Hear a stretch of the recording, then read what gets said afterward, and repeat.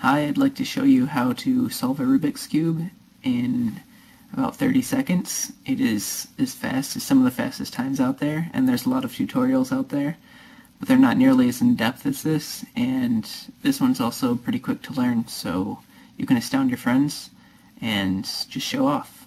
So first of all, what you have to do is find the center of the Rubik's Cube logo and face it towards yourself, like so. And then you follow these steps. Alright, it goes up, up, right, front, left, right inverse, front inverse, up, right, up twice, left, right inverse, up inverse. And there you have it. I clearly don't know how to solve a Rubik's Cube at all, and you just learned that, and so did I. No, I knew that.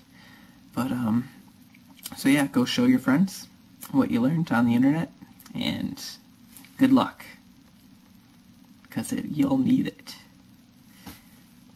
In my next tutorial, I'll show you how to solve a Rubik's Cube in 3 seconds.